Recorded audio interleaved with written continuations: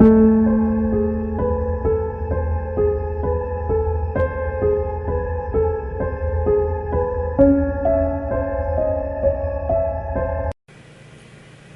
everyone, Phoenix Knight here. Welcome to the channel, and welcome to the fall campaign for Arkham Horror, the card game. Over the next few weeks, we're going to take on Return to Night of the Zealot.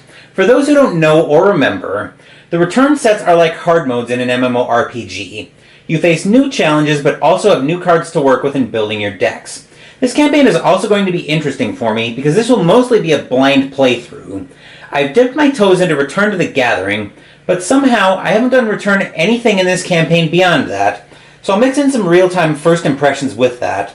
On that note, let's go meet our investigators. This time I'm trying something slightly different. Normally I try to build for specialties, one clear clover and a clear fighter. This time I'm going for both investigators going for both, and the reason why will become clear very soon. So let's go meet said reason why. Here's our first investigator for the campaign, Winifred Habermach. Now, she's the rogue starter investigator, and I've never played her before, so this is going to be a very interesting campaign for me. I've looked at the deck enough to sleeve it, but otherwise, I'm basically going to be playing it blind. The only change I've made is swapping out the random basic weakness that she's going to have in there, which hopefully will not come up too often during the course of the campaign. But let's take a look at our Aviatrix. Winifred Habermach, the Aviatrix. Stat line of 1 will, 3 lore, 3 combat, and 5 agility. Her special ability is, as a fast action, if two different non-weakness cards you control are committed to this skill test, draw 1 card. Limit once per test. Her Elder Sign is +1. After this test ends, for every 2 points you succeeded by, return a card you committed to this test to your hand. I can top that. She's got 8 health and 7 sanity. On the back, we see deck size of 30 cards, deck building options, rogue cards level 0 to 5, neutral 0 to 5, again, being the starter rogue investigator. Deck building requirements, these don't count toward deck size. Anything you can do better. Arrogance and 1 random basic weakness. Then her story. Come on.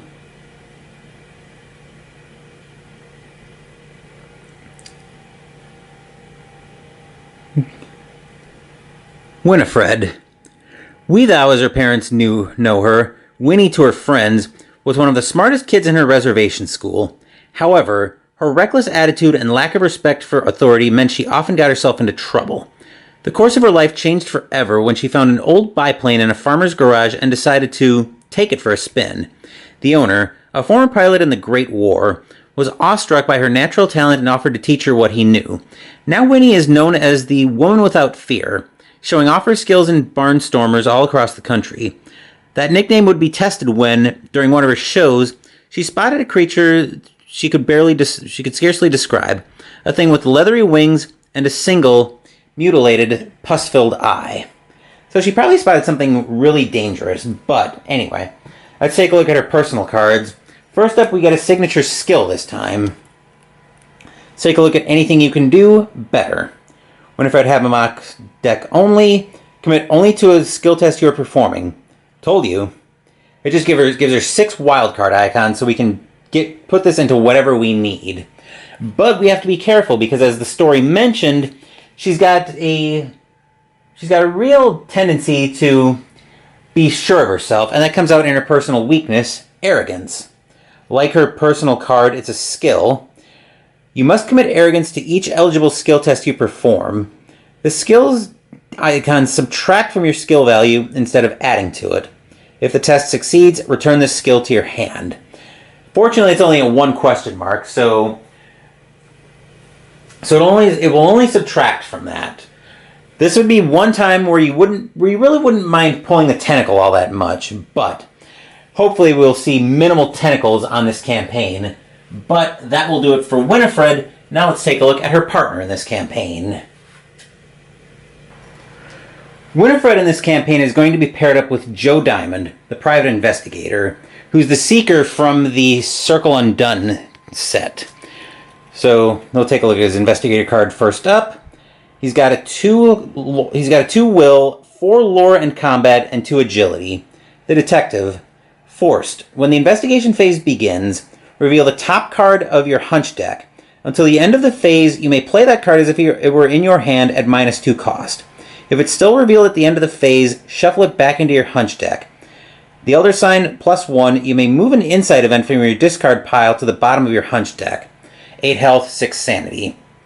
Now, I should mention before I go too much further, I've only played Joe Diamond in one scenario, and I played him in my group's Return to Path to Carcosa campaign when I had my last investigator bite it in the course of the campaign. So I'm not real used to the hunch deck. It's going to take me a little bit of getting used to. I will probably make a mess of it during the campaign, but I'll try my best to keep up with it. Anyway, let's take a look at his personal card. Actually, let's take a look at the back of his card first. So we see a deck size of 40 here. Deck building restrictions: Seeker cards level 0 to 5, Guardian level 0 to 2, Neutral 0 to 5. Then we have the deck building requirements that don't count toward deck size: the Detective's Colt 1911s, Unsolved Case, and a random basic weakness. Then as an additional requirement, your deck must include at least 11 insight events, including Unsolved Case. During the setup of each scenario, you must choose 11 insight events from your deck, one of which must be Unsolved Case, and shuffle them into a separate hunch deck. Joe Diamond is a private eye with a reputation for handling cases that everyone else regards as supernatural nonsense. He is thorough in his investigations and not one to be trifled with. His services have been employed by the wealthy as well as those down on their luck. No case is too large, too small, too strange, or too dangerous. In Joe's experience, things start getting nasty right when you start reaching the truth. That is exactly where he likes to be. So hopefully we'll be able to channel both of his deck restrictions into a good all-around investigator. Anyway, let's take a look at his signature cards. First up, we have an asset this time, so we start off with his Detective Colt 1911s. 4 costs to play, 4 lore, a combat, and a question mark on commit.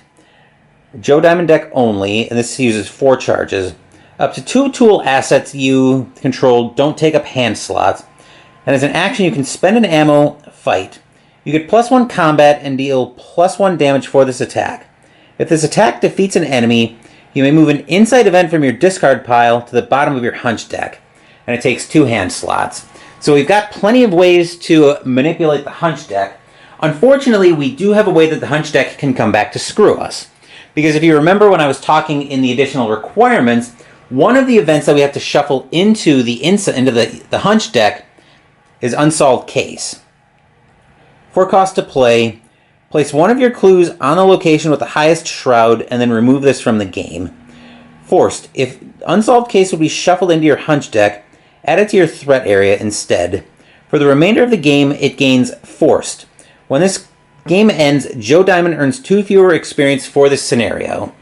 So that could cause us all kinds of problems if we're not able to get rid of it from the hunch deck. But anyway, that will do it for both of our investigators. Now let's move back up top and we'll wrap this video up. As usual, the deck lists will be in the description box down below, and I'll keep them updated with each scenario of the campaign. But that will do it for the campaign intro. On Sunday, we'll have the first scenario in the campaign, Return to the Gathering. Thank you for watching the video. Please give the video a thumbs up and subscribe to the channel if you haven't already. Be sure to turn on notifications so you get my content. Be well, stay safe, take care of yourselves and your loved ones, and I'll be back with more videos in the future. Until then, take care everyone.